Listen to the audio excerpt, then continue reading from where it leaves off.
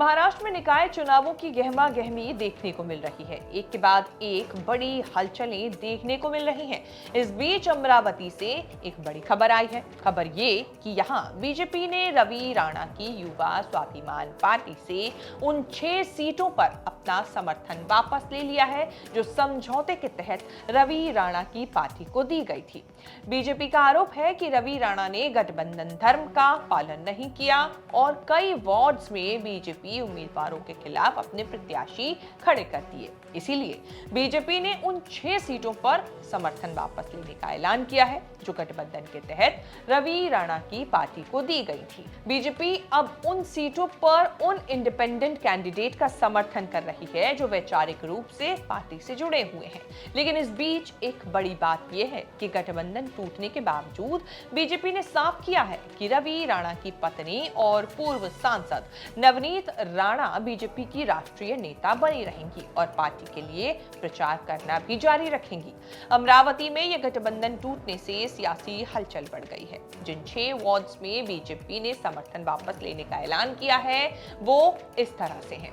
SRPF Wadali क्षेत्र, दूसरा ward गाडगेश्वर 1 ward, Badnera पुरानी बस्ती 1 वार्ड, राजापेट 1 वार्ड, साई नगर प्रभाग 1 वार्ड से इस तरह से इन सीटों को लेकर सियासी हलचल बनी हुई है। बीजेपी जिला अध्यक्ष नितिन गांधे ने आरोप लगाया कि युवा स्वाभिमान पार्टी ने बीजेपी के खिलाफ कई वार्ड्स में अपनी उम्मीदवार उतारकर प्रतिबद्धता का सम्मान नहीं किया। रवि राणा द्वारा बीजेपी उम्मीदवारों के खिलाफ प्रत्याशी खड़े करने से स्थानीय बीजेपी कैडर में भारी नाराजगी थी।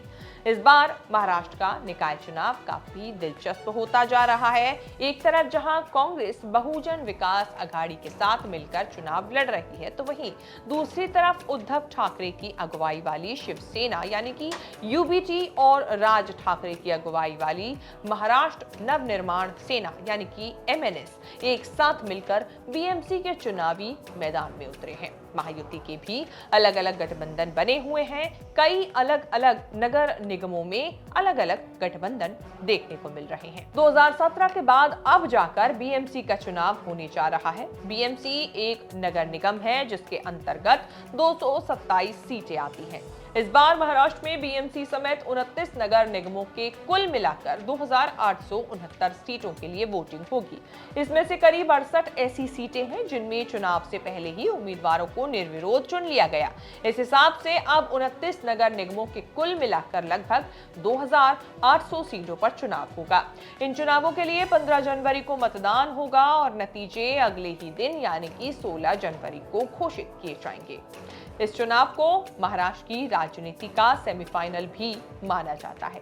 देश के सबसे अमीर नगर निगम यानी कि BMC पर कब्जे को लेकर हमेशा से ही राजनीतिक दलों के बीच कड़ा मुकाबला रहता है। इस बार भी चुनाव को लेकर सियासी जो दल हैं वो अपनी अपनी तरफ से पूरा जोर लगा रहे हैं।